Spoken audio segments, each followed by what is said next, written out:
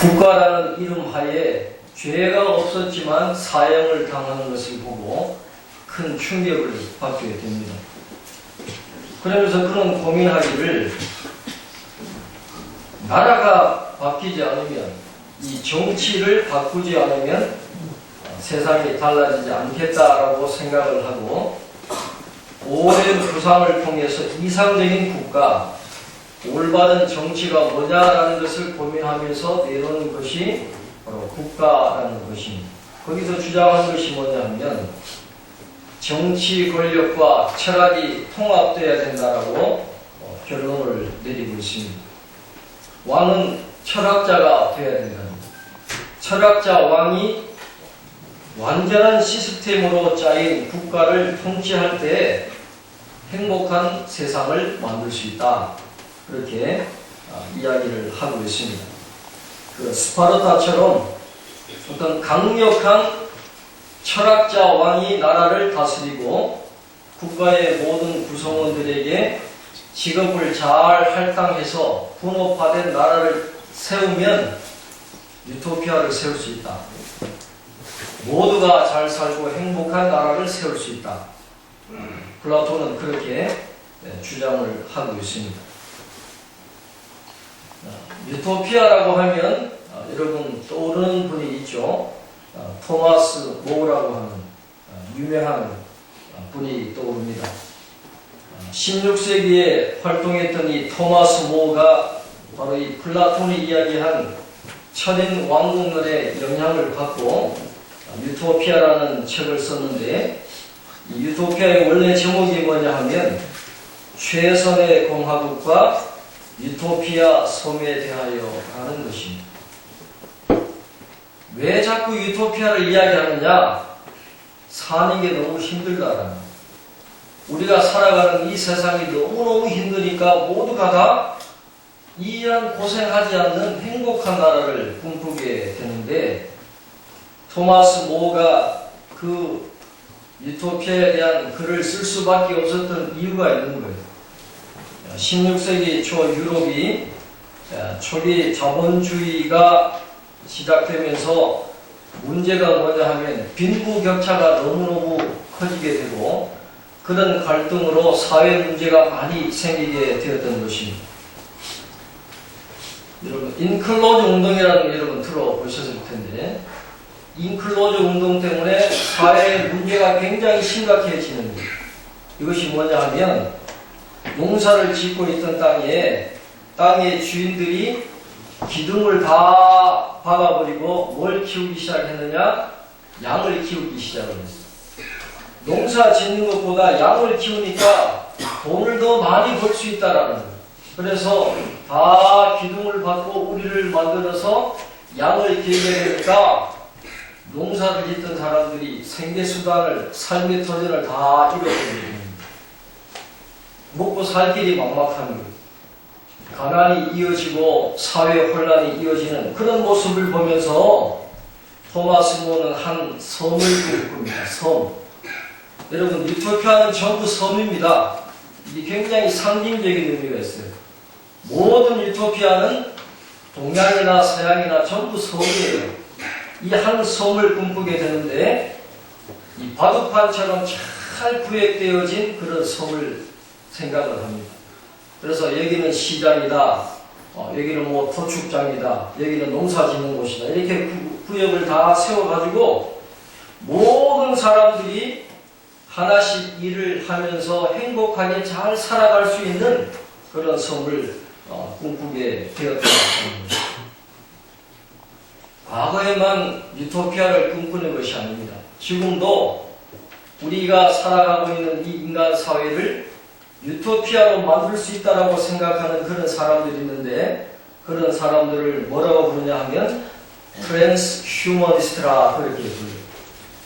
이 사람들은 뭘 꿈꾸냐 하면, 과학이 발달되니까 우리 몸속에 뭘 집어넣냐 하면 나노봇이라는 로봇을 집어넣는다라는 거예요.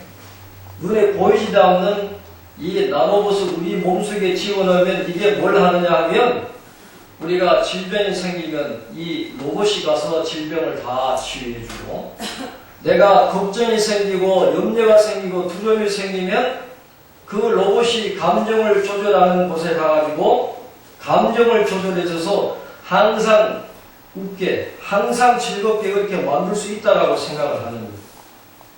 그리고 로봇이 뇌 속에 들어가면 컴퓨터가 필요가 없어요. 뇌 속에서 모든 인터넷 검색이 다 이루어질 수 있고, 그래서 사람은 죽지 않게 되고 영원히 살 수 있다. 그래서 우리가 살아가고 있는 이 세상도 얼마든지 유토피아로 만들 수 있다라고 주장하는 사람들이 여러분 지금도 있고, 그것을 위해서 계속해서 연구하고 있는 것을 보게 됩니다.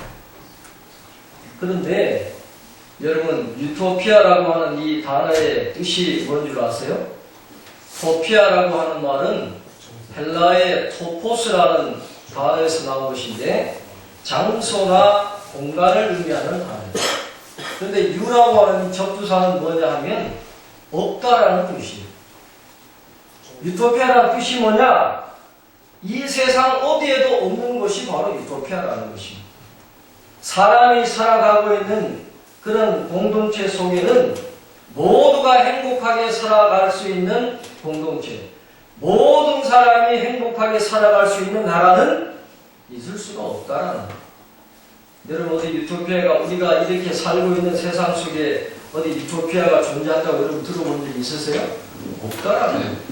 유토피아는 세상 어디에도 없는 것이 바로 유토피아라는 것입니다. 성경도 이 세상에서 그 유토피아를 약속해 주신 적이 없어요. 너희들이 예수 믿으면 유토피아에 살게 될 거다. 성경이 그렇게 약속한 적이 없다라는 것입니다. 성경은 오히려 그 반대를 이야기합니다. 너희가 살아가는 이 세상에는 항상 고통이 있고 항상 아픔이 있다는 것입니다. 시편 116편에 보면 우리 인간의 삶을 위협하는 요소들이 10몇 가지가 나옵니다. 사망의 줄, 수월의 고통, 환난, 슬픔, 눈물, 넘어짐, 결박, 이렇게 우리의 삶을 위협하는 그런 것들이 계속해서 등장하는 것을 보게 됩니다. 시편 116편 3절에 보면 한 절 속에 우리 인간의 삶을 위협하는 것이 4가지나 언급이 되고 있습니다. 사망의 줄이 나를 두르고 수월의 고통이 내게 이름으로 내가 환난과 슬픔을 만났을 때에, 그렇게 얘기했습니다. 한 절 속에 사망의 줄이 있습니다. 수월의 고통이 있습니다. 환난이 있습니다. 슬픔이 있다라는 것. 시편 116편에 우리에게 말씀하고자 하는 것이 뭐냐 하면 우리가 살아가는 이 세상이 낙원이 아니라는 것, 유토피아가 아니라는 것입니다. 우리가 살아가는 이 세상은 전쟁터에 가깝다라는 것. 끊임없이 크고 작은 일들이 일어나게 될 수밖에 없고 우리를 힘들게 하고 고통스럽게 할 수밖에 없는 것이 우리 인간의 삶이다라고 그렇게 말씀을 하고 있습니다. 이 세상을 살아가다 보면 우리가 생각하지 못했던 그런 어려움을 당할 때가 얼마나 많은지 몰라요. 그래서 오늘 시편 11편 3절에 보면 이렇게 말씀합니다. 터가 무너지면 의인이 무엇을 하랴. 터가 무너질 때가 온다는 거예요. 살아가다 보면 작은 위기가 아니에요. 터가 완전히 무너져서 어떻게 살아갈 수 있을까 낙심하게 되고 절망하게 되는 그런 일들이 의인에게도 일어날 수 있다는 것입니다. 사랑하는 성도 여러분, 보이는 이 세상은 믿을 것이 못 된다는 겁니다. 가장 귀한 부모님의 사랑도, 친구의 우정도, 형제간의 우애도, 사랑하는 연인의 마음도 언제든지 변할 수가 있다는 것입니다. 사랑하는 부하도 언제나 변할 수 있고 배반할 수 있고 원수가 될 수 있고 피해를 끼칠 수가 있다는 것. 잘 나가던 사업이 한순간에 불경기로 무너질 수도 있습니다. 잘 나가던 직장에서 쫓겨날 수도 있습니다. 믿었던 건강이 한순간에 무너질 때가 있어요. 천국까지 화평한 가정도 한순간에 지옥이 될 때도 있다라고 하는 것입니다. 의인에게도 터가 무너지는 어려움이 여기에 되어 있다라는 것. 그럴 때 우리는 어떻게 해야 합니까? 오늘 시편 11편은 다윗의 시라고 되어 있습니다. 하나님의 마음에 합한 믿음의 삶을 살았던 다윗이지만은 그도 터가 무너지는 똑같은 어려움을 당하고 있다는 것. 그럴 때 그는 오늘 1절에 나오는 것처럼 내가 하나님께 나아가는 것을 선택하겠다라고 그렇게 말씀을 하고 있습니다. 내가 여호와께 피하였거늘 너희가 내 영혼에게 새같이 내 산으로 도망하라 함은 어찌함인가 그렇게 말씀을 하고 있습니다. 다윗은 하나님께 피했다는 것입니다. 다윗이 피한 하나님은 어떤 하나님입니까? 오늘 시편 11편 4절 말씀에 있습니다. 우리 한 목소리로 함께 공독하겠습니다. 여호와께서는 그의 성전에 계시고 여호와의 보좌는 하늘에 있습니다. 그의 눈이 인생을 통촉하시고 그의 안목이 그들을 감찰하시도다. 어려움에 직면했지만 다윗은 어떠한 유혹에도 넘어가지 않겠다라는, 사람을 의지하지 않겠다라는 것입니다. 초월적인 하나님이 우리의 인생을 살펴보고 계신다라는 것을 믿었기 때문에 성전에 계신 하나님이 인생을 통촉하시고 감찰하신다는 것을 믿었기 때문에 나는 하나님께 피하는 길을 선택하겠다. 그렇게 우리에게 말씀을 하고 있습니다. 시편 91편의 표현대로 하면 다윗은 지존자의 그늘로 피하는 것을 선택하였다라고 그렇게 고백하는 것입니다. 시편 91편 1절로 2절에 보면 이렇게 말씀을 합니다.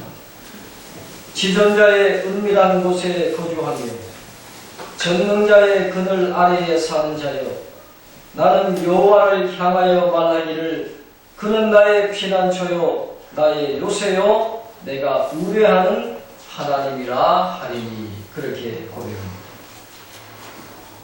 지존자의 은밀한 곳에 거하는 자라는 말은 강력한 권능을 갖고 계시고 피난처가 되시는 하나님께 자신의 안전을 부탁하는 자라는 그런 의미인데, 누가 그런 사람이라는 것입니까?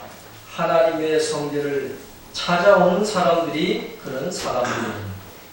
그냥 이스라엘 땅이 흩어져 그냥 그렇게 사는 사람들이 아니라 힘써서 예루살렘 성전을 찾아오는 사람들이 하나님께 자신의 안전을 의탁하는 자들이다. 그렇게 말씀을 하고 있는 것입니다. 오늘 이 시편 91편 1절로 2절의 말씀은 성전을 찾아오는 그 성도들에게 제사장이 이렇게 고백하라 하는 그런 말씀이에요. 성전에 오는 사람은 다 이렇게 고백하라 하고 제사장이 시키는 말인데, 왜 제사장은 성전을 찾아오는 사람들에게 그렇게 고백하라고 요청하고 있을까요? 세상이 흉흉하고 원수가 많고 자신의 힘으로는 도저히 극복할 수 없는 난관이 첩첩이 가로놓여 있기 때문에 전능자 하나님의 집으로 찾아오는 사람들의 입에서 고백되어야 할 말은 당신은 나의 피난처요 나의 요새시요 내가 우려하는 하나님이라. 내가 당신만을 의지합니다. 라는 말이 될 수밖에 없기 때문인 것입니다. 이렇게 어려움 중에도 하나님께 피하고 하나님을 의지하는 자들에게 주시는 축복이 오늘 시편 91편 14절 이하에 나오고 있습니다. 시편 91편 14절에 보면 이렇게 말씀합니다. 하나님이 이르시되 그가 나를 사랑한즉 내가 그를 건지리라. 그가 내 이름을 안즉 내가 그를 높이리라. 그렇게 말했습니다.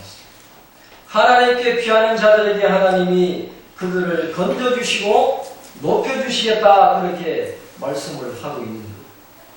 그러면 건져주시고 높여주신다는 것이 구체적으로 무엇을 가리키고 있을까요? 시편 91편 15절과 16절에 보면 답을 주고 있습니다. 첫째는 부르짖음에 응답해 주시겠다는 것입니다. 시편 91편 15절 상반절에 보면 그가 내게 간구하리니 내가 그에게 응답하리라 그렇게 말하고 있습니다. 기도의 응답이 누구로부터 옵니까? 하나님으로부터 온다는 것입니다. 하늘에 계셔서 우리의 모든 형편을 살피시고 우리의 모든 삶의 형편을 알고 계시고 우리가 무엇을 필요로 하는지 다 알고 계시는 하나님이 하나님의 세밀한 계획과 섭리 속에서 모든 것이 합력하여 성을 이루도록 우리의 기도에 응답해 주시겠다. 그렇게 말씀합니다. 하나님은 반드시 우리의 기도에 응답해 주시는 줄로 믿습니다. 그런 믿음을 가지고 항상 하나님께로 피하는 저와 여러분 될 수 있기를 바랍니다. 그 다음에 두 번째는 환난에서 건져 주시겠다는 시편 91편 15절 하반절에 보면 그들이 환난 당할 때에 내가 그와 함께하여 그를 건지고 영화롭게 하리라 그렇게 말했습니다. 그러니까 잘 알아야 될 것이 뭐냐 하면 환난으로부터 우리를 보호해주겠다, 구원해주겠다가 아니에요.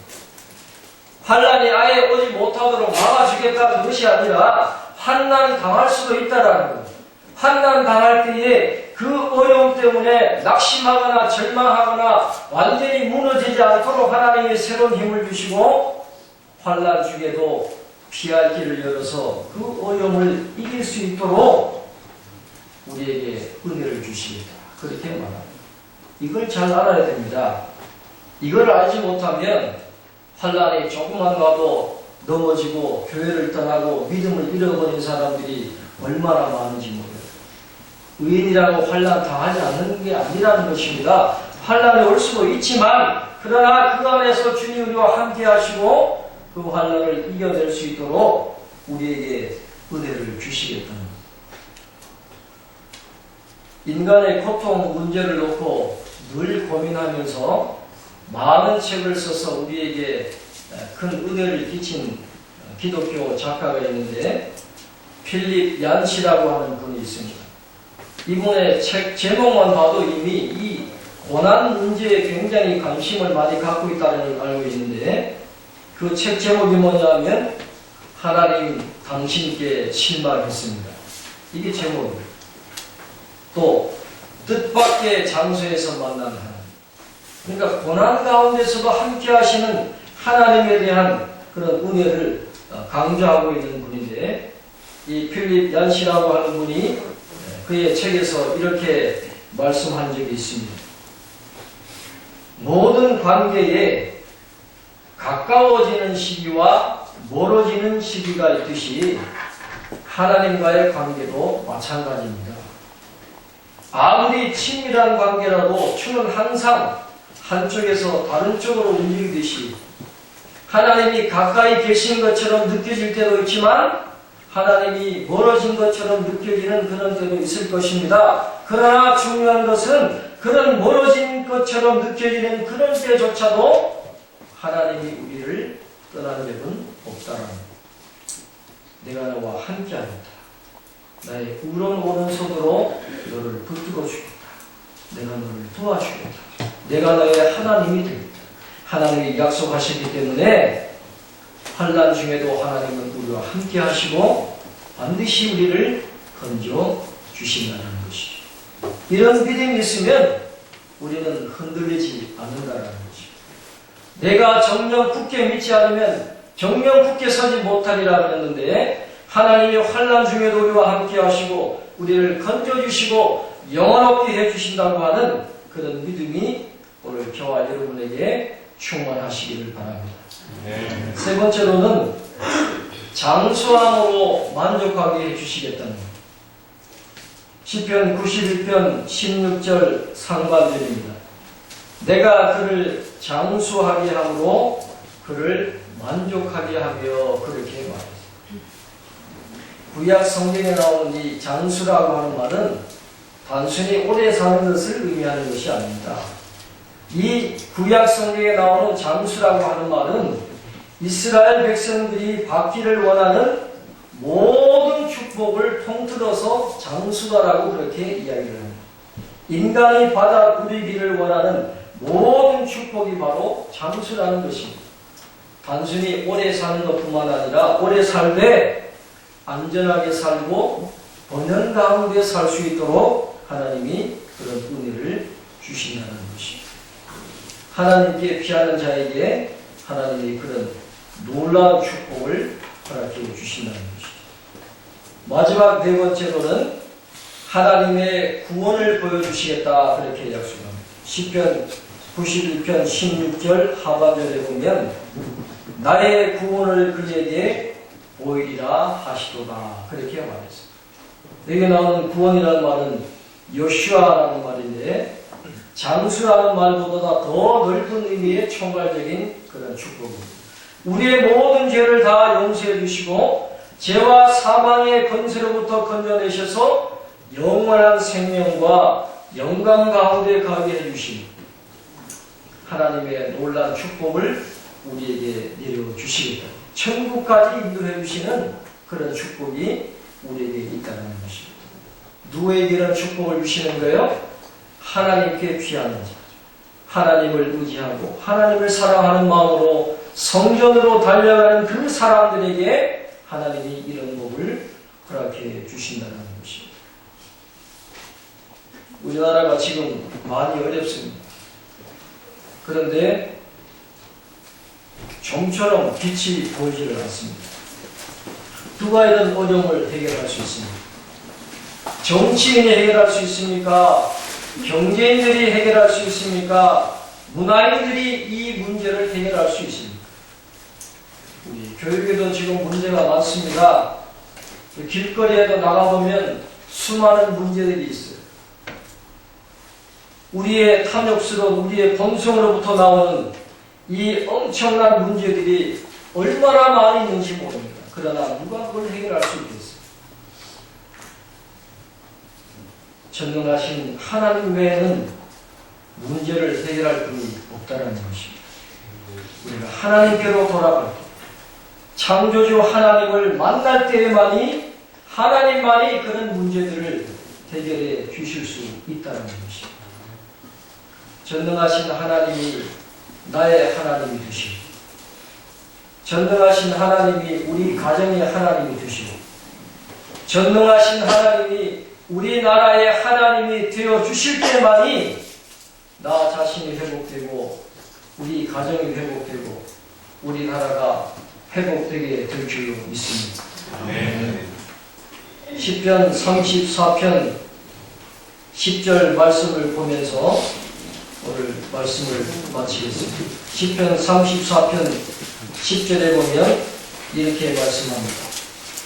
젊은 사자는 궁핍하여 죽일지라도 여호와를 찾는 자는 모든 좋은 것에 부족함이 없으리로다. 하나님은 모든 좋은 것을 채워주시는 이것을 믿으시기를 바랍니다. 그런 믿음을 가지고 우리의 모든 죄의 짐을 벗어버리고 하나님의 능력과 주님을 믿는 믿음으로 우리와 함께 하시고 고림에서 건져주시고 장수하게 하시고 구원하게 해주시는 그런 하나님의 놀라운 축복을 경험하며 살아가는 우리 사랑하는 모든 성도들 되시기를 주님 이름으로 축원합니다. 네. 하나님 아버지 오늘도